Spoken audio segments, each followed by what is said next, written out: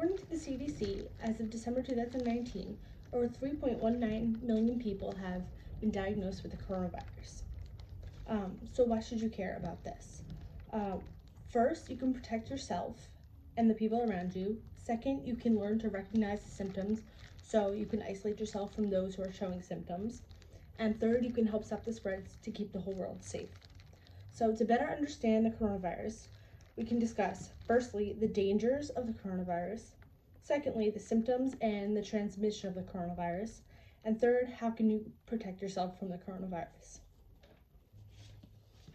So firstly, we can talk about the dangers of the coronavirus.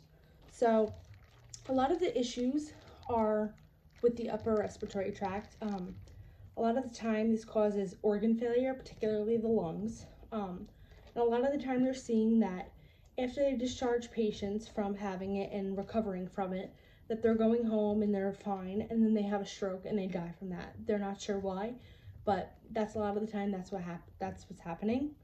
And then thirdly, death. A lot of this death is occurring in older people who have pre-existing health issues, but that's most of the population. We almost all of us have something either that we know or we don't know about.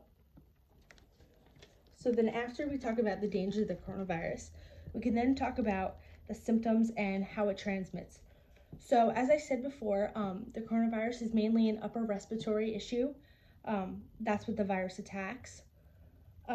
So anything coughing, sneezing, any of those signs, you should probably isolate yourself. Sore throat, a lot of the time it's lack of scent, you can't smell anything. So if you're coughing or sneezing or any transmission to saliva, that's a big issue, and that's how you can get the coronavirus. Also, the coronavirus can live on surfaces.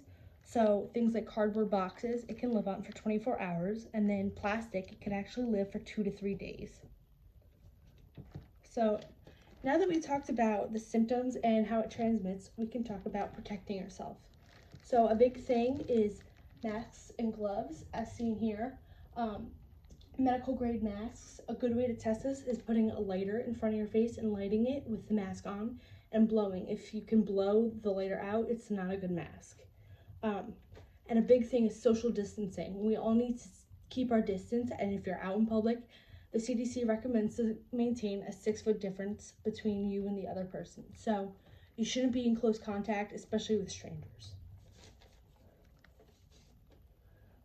So now that we talked about all the dangers, the symptoms, the transmission, to better understand this, that's all you need to know. You need to understand, what are the dangers of getting this disease? Why do you want to prevent this in the first place? You want to understand how you can get the disease, and when you think you have the disease, what the symptoms are, so you can recognize it and get yourself treatment.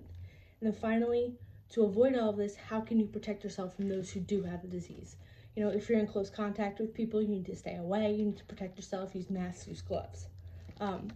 But finally, we need to all work together to do this. This is not a one-person job. So we all need to be practicing the social distancing, the masks, the gloves, recognizing the symptoms, doing as much research as we can on this disease to help combat it.